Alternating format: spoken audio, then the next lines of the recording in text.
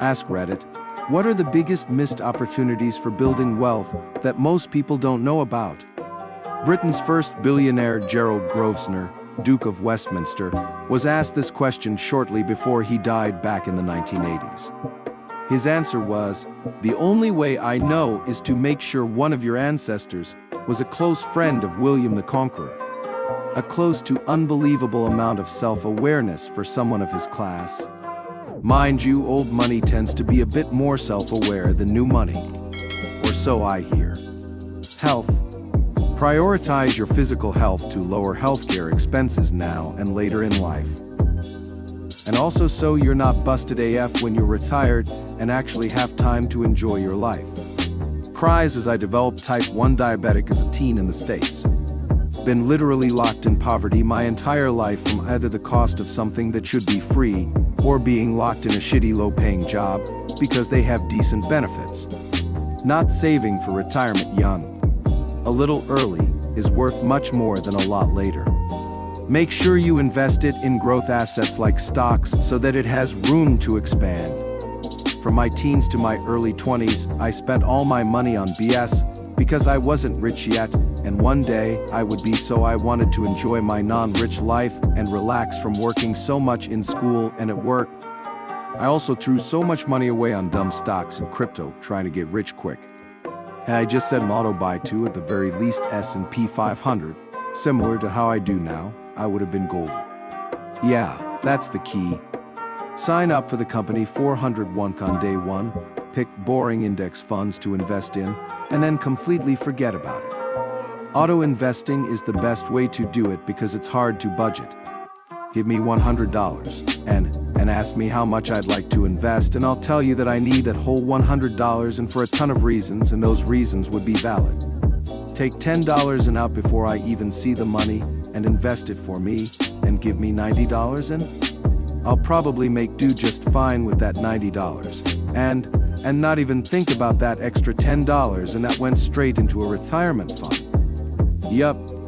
I set my 401 contribution to go up 1 to 2% a year with our COLA raises.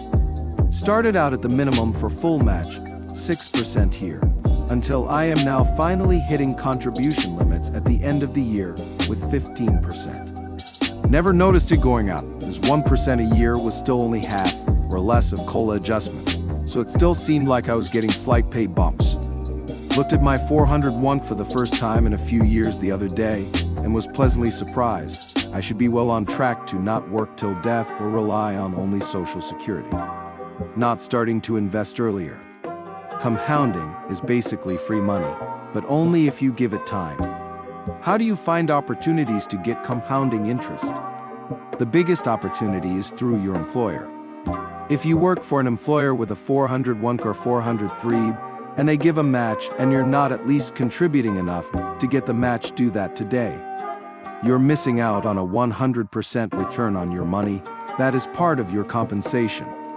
Outside of your employer-sponsored plans, individuals can contribute up to $7,000 into a Roth IRA. The beauty of it is this is tax going in, but is not tax coming back out. There are restrictions to how and when you can access this money though.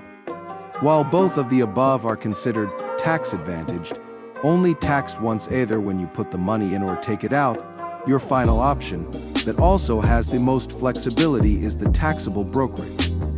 You put money in, invest in whatever you want, and can take it out whenever you want.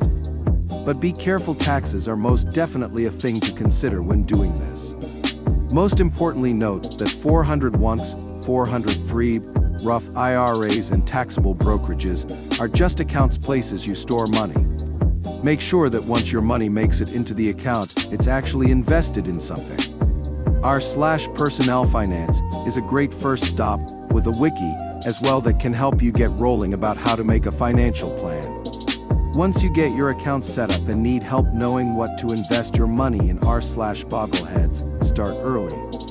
Learn to live on less early.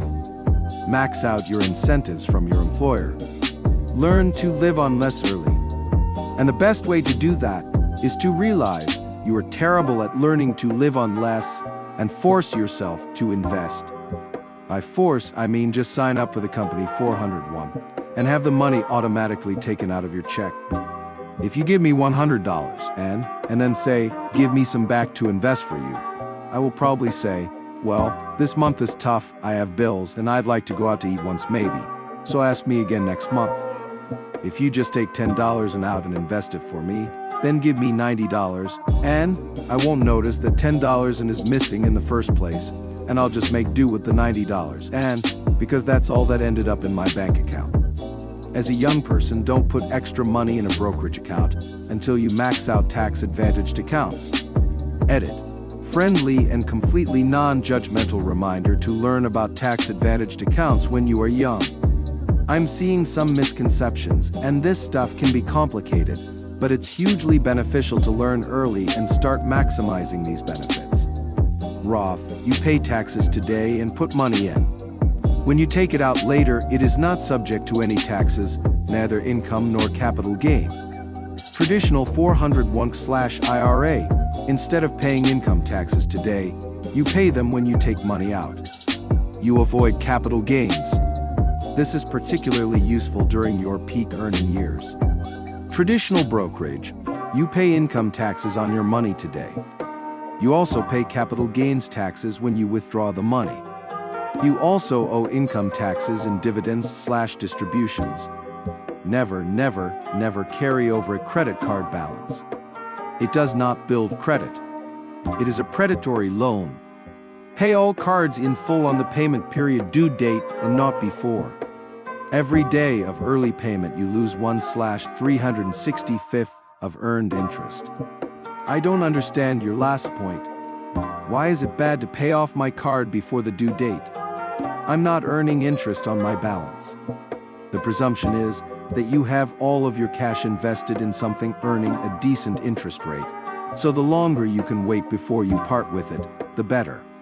Assuming you can earn 5% interest and add 2 weeks to your float on $1,000, and that earns you about $2 in a month.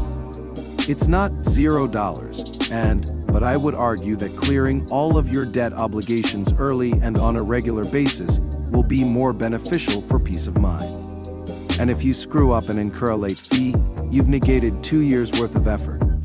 But you do you. What financial tips do you have?